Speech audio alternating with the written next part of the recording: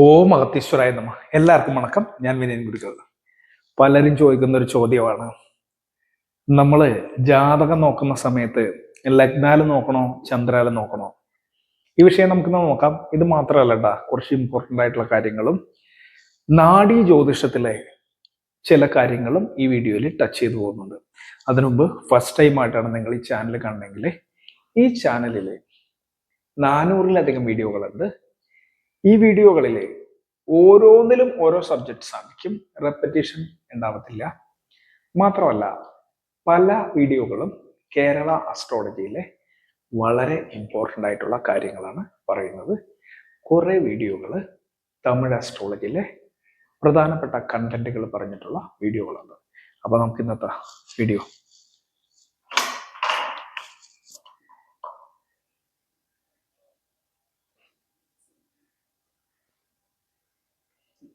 ചന്ദ്രൻ four ലഗ്നം.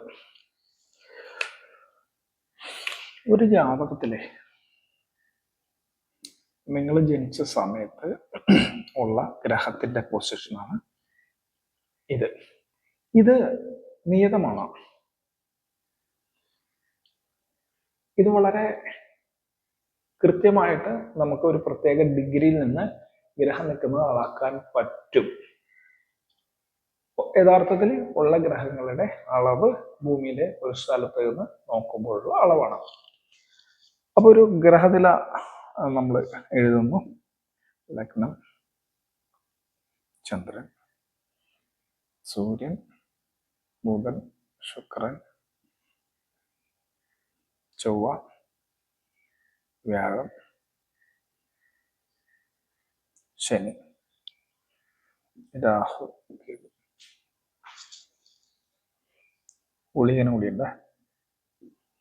ഇങ്ങനെ പടർത്തി എഴുതിയ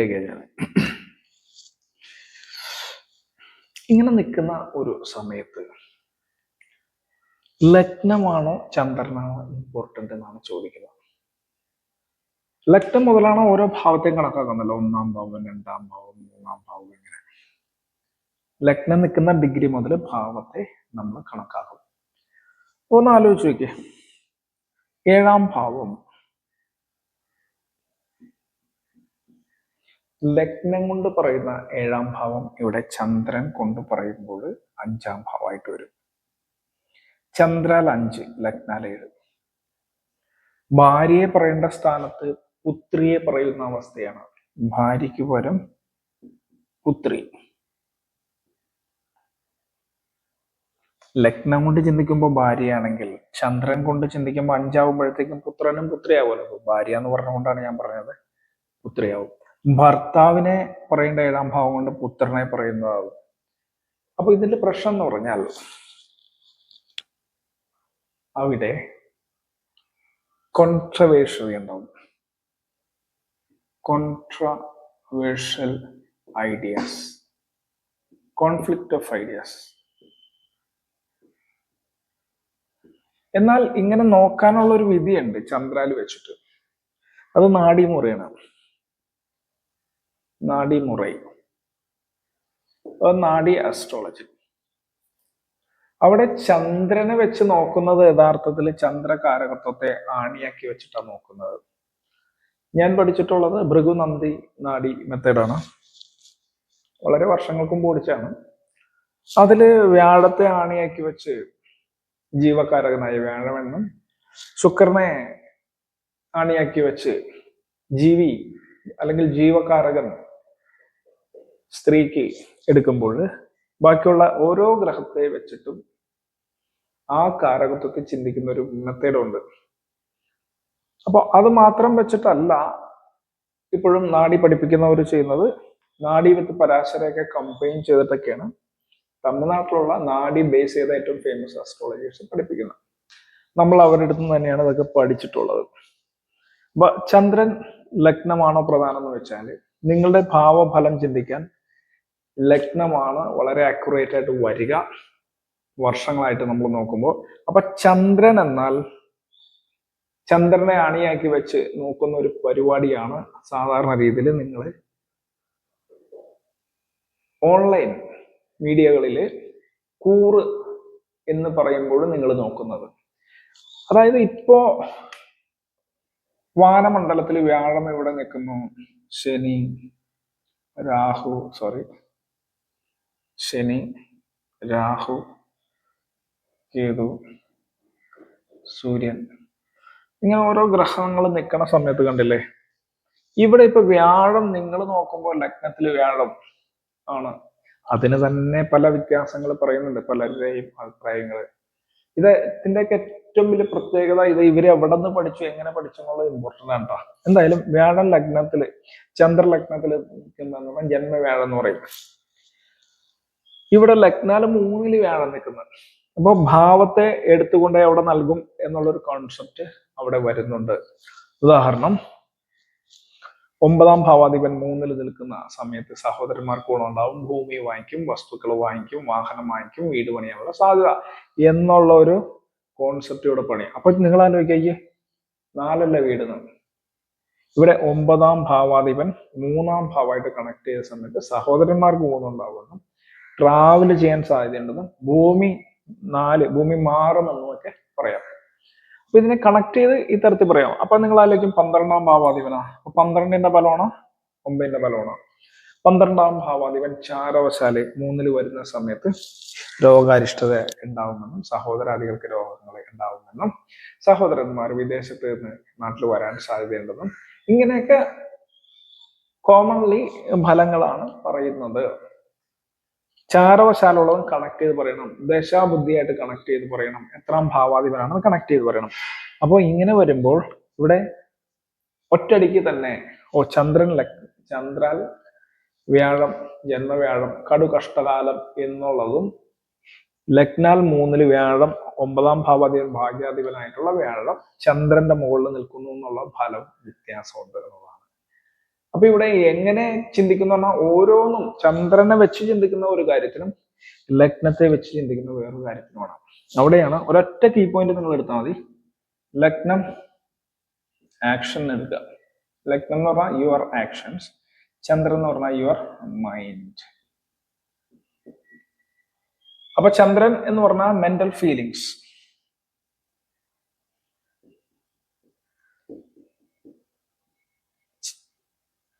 ചന്ദ്രൻ എന്ന് പറഞ്ഞാൽ മെന്റൽ ഫീലിങ്സ്. ലഗ്നം എന്ന് പറഞ്ഞാൽ the achievements, the failures success. ഒരു ആക്ഷൻ ഉണ്ടാവുമ്പോഴാണ് ഫെയിലിയർ ആവുക, സക്സസ് ആവുക എന്നുള്ളത്. അതുകൊണ്ട് തന്നെയാണ് ലഗ്നം വെച്ചിട്ട് എന്ത് പറയണ, പരാജയമാണോ വിജയമാണോ, രഹസ്യ സൗഷ്ടവും സ്ഥിതി, ശ്രേയ, യശോ, സുഖ, ജയോ എന്ന് പറയുന്നുണ്ട്. ജയോ വമ്പിച്ച തത്സർവം എന്ന് പറയുന്ന പരാജയം വിജയം നോക്കണം എന്ന് പറഞ്ഞാൽ ഒരു ആക്ഷൻ നടന്നാലേ അത് സംഭവിക്കുള്ളൂ. ഇവിടെ ചന്ദ്രനെ വെച്ച് പറയുന്നത് മനോ മാതർഹ ശീതരശ്മിർ എന്ന് പറയാൻ കാര്യം മനസ്സ്. ചന്ദ്രൻ പ്രധാനമായിട്ട് വരുന്ന എപ്പോഴാ? ഇവിടെ ചന്ദ്രനാണോ ലഗ്നത്തിനാണോ ബലം എന്ന് നോക്കണം. ചന്ദ്രന് ബലം ഉണ്ടെങ്കിൽ ആ മനുഷ്യൻ, ആ ഒരു വ്യക്തി ഫീലിംഗ് ഓറിയന്റഡ് ആയിരിക്കും, അഥവാ ഇമോഷണൽ ആയിരിക്കും. ചന്ദ്രന് ബലം ഉണ്ടെങ്കിൽ ഇവർ ഇമോഷണൽ ആയിരിക്കും. ലഗ്നത്തിന് ബലം ഉണ്ടെങ്കിൽ അവര് ഇമോഷണൽ ആയിരിക്കില്ല, കൂടുതൽ ഇന്റലിജൻസ്. രണ്ടിനും ബലം ഉണ്ടെങ്കിൽ ഇവർക്ക് ഐക്യു ഉണ്ടാവും, ഇക്യു ഉണ്ടാവും. ഞാനിപ്പോ ഐക്യു ഇക്യു എന്ന് പറഞ്ഞോളൂ. ഈ ഇമോഷൻസ് കുറച്ച് കൂടുതലായിരിക്കും ചന്ദ്രന് ബലം ഉണ്ടെങ്കിൽ. പക്ഷെ ഇമോഷൻസ് കൂടുതലാണെങ്കിൽ തന്നെയും ചന്ദ്രന് ബലം ഉണ്ടെങ്കിലാണ് പവർഫുൾ ആയിട്ടുള്ള ഇമോഷൻസ് വരുള്ളൂ. ഇമോഷണലി വീക്ക് ആയിരിക്കില്ല. ഇമോഷണലി ചന്ദ്രന് ബലം ഉണ്ടെങ്കിൽ അവർ തിക്കായിരിക്കും. എന്നാലും ഇവർ കൂടുതൽ ഫീലിങ്ങിന് ഇമ്പോർട്ടൻസ് കൊടുക്കുന്നവർ ആയിരിക്കും. നേരെ മറിച്ച് ലഗ്നത്തിനാണ് ബലമെങ്കിൽ ഇവർ പ്രവൃത്തിക്കായിരിക്കും ഏറ്റവും കൂടുതൽ ഇമ്പോർട്ടൻസ് കൊടുക്കുന്നത്. അപ്പോ ഇമോഷൻസിന്, നിങ്ങളുടെ ജാതകത്തിൽ ഇമോഷൻസിന് ഇമ്പോർട്ടൻസ് ഉള്ള വ്യക്തികൾക്ക്, അതായത് ചന്ദ്രന്റെ പൊസിഷൻ അനുസരിച്ച് ചന്ദ്രൻ വളരെ വീക്കാണെങ്കിൽ പെട്ടെന്ന് ഇവർ ഇമോഷണലി ഡാമേജ് ആവാനുള്ള സാധ്യതയുണ്ട്. അങ്ങനെ വരുന്ന സമയത്ത് ചന്ദ്രാല് ഗ്രഹം ഇഷ്ടസ്ഥാനത്തല്ലാതെ അനിഷ്ടസ്ഥാനത്ത് പോയി കഴിഞ്ഞാൽ കുഴപ്പം വരും. കാരണം ഇവർ ഇമോഷണലി വീക്കാണ്. ചന്ദ്രന് ബലം ഉണ്ടെങ്കിൽ ഇമോഷണലി അവർ പെർഫെക്റ്റ് ആണ്. എന്തൊക്കെ വന്നാലും അവർക്ക് തരണം ചെയ്യാനുള്ള ഒരു മനപ്പായ്മ ഉണ്ടാകും. ആ സമയത്ത് ചന്ദ്രാല് ഉള്ള ഫലങ്ങള് വീക്കാവും. ചന്ദ്രാല് ചാരവശാല് വരുന്ന ഫലങ്ങൾ ഇവർക്ക് അത്രയധികം ബാധിക്കില്ല. ലഗ്നം പവർഫുൾ ആണെങ്കിൽ അവരുടെ ആക്ഷൻസ് വളരെയധികം പവർഫുൾ ആയിരിക്കും. എടുത്ത് ചാടി പ്രവൃത്തി ചെയ്യില്ല. ലഗ്നം വീക്കാവുമ്പോഴാണ് ലഗ്നാലുള്ള ഫലങ്ങൾ ഇവർക്ക് കൂടുതൽ ദുരിതമായിട്ട് വരുന്നത്. ഓരോ ആക്ഷൻസും ചിലപ്പോൾ അവർക്ക് നെഗറ്റീവായി തോന്നും. രണ്ടും വീക്കാണെങ്കിൽ ചെയ്യുന്ന പ്രവൃത്തിയും ഫ്ലോപ്പ് ആവാം, അവര് ആ പ്രവൃത്തിയിലൂടെ കിട്ടുന്ന ഇമോഷൻസും ഫ്ലോപ്പ് ആവാം. ഏതെങ്കിലും ഒരെണ്ണം പവർഫുൾ ആവണം. അപ്പോൾ ഞാൻ പറഞ്ഞു വന്നപ്പോൾ നിങ്ങൾക്ക് കുറച്ച് ഐഡിയാസ് കിട്ടി. ഇത് പവർ ആവുന്ന എങ്ങനെ നോക്കണം എന്ന് പറഞ്ഞാൽ ഷഡ്ബലങ്ങൾ നോക്കണം, സ്ഥാനബലം മുതലായ എല്ലാ ബലങ്ങളും നോക്കണം, ദൃഷ്ടി നോക്കണം. സ്ഥാനം, ദൃഷ്ടി, അതാണ് ദിഗ്ബലം, ദൃഗ്ബലം, കാലബലം, അയനബലം എന്നൊക്കെ പറയുന്ന സ്ഥാനബലം, ദിഗ്ബലം, ദൃഗ്ബലം, കാലബലം, അയനബലം, ചേഷ്ടാബലം, ഈ 6 ബലങ്ങളും നോക്കുക. പിന്നെ വർഗബലങ്ങളൊക്കെ ഉണ്ട്, അഷ്ടവർഗത്തിലും ഷഡ്വർഗത്തിലും ഒക്കെ ഉള്ള രാശിബലം ഒക്കെ ഉണ്ട്. അപ്പൊ ചന്ദ്രനാണെങ്കിൽ ചന്ദ്രാഷ്ടവർഗത്തില് പരല് കൂടിയ സ്ഥാനത്താണ് നിൽക്കണേന്നൊക്കെ നോക്കണം. അങ്ങനെ അഷ്ടവർഗ ബലം, ഷഡ്വർഗ ബലം ഒക്കെ നോക്കുമ്പോഴാണ് നമുക്ക് ബലം അറിയാൻ പറ്റുക. അംശത്തിലുള്ള ഷോഡശ ഷഡ്വർഗം ദ്രേക്കണ ഹോര നവാംശ ത്രിംശാംശ ദ്വാദശാംശ ക്ഷേത്രമാണ് പറഞ്ഞത്. പരാശര മെത്തേഡില് ഇത് ബലം നോക്കാൻ എടുക്കെങ്കിലും 16 വർഗങ്ങളിലെ ബലങ്ങൾ പ്രധാനമാണ്.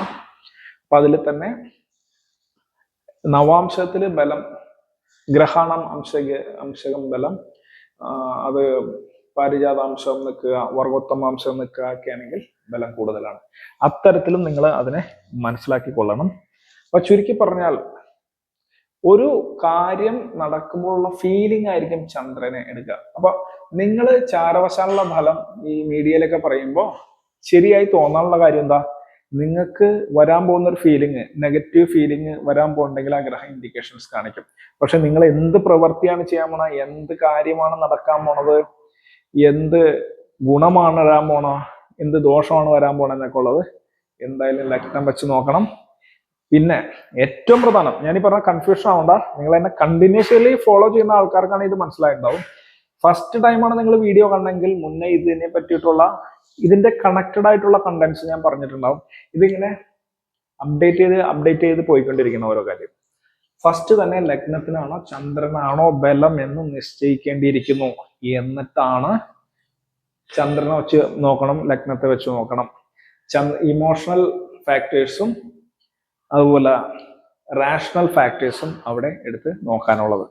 ഇത് മാത്രമല്ല ഞാൻ ഇന്ന് പറയാൻ ഉദ്ദേശിച്ചത്, ഭൃഗുനന്ദി നാഡി വെച്ചിട്ട് ചന്ദ്രനെ ആണിയാക്കി ചില കാര്യങ്ങൾ പറയാൻ ഉദ്ദേശിച്ചത്. പക്ഷെ സമയം വൈകി പോയതുകൊണ്ട് നമുക്ക് അത് അടുത്തൊരു വീഡിയോയിലേക്ക് നീക്കേണ്ടിയിരിക്കുന്നു. അപ്പൊ ഇന്നേക്ക് ഇത്രയുള്ള എല്ലാവർക്കും ഒരിക്കൽ കൂടി വണക്കം. ഓം അഗസ്ത്യശ്വരായ നമഃ.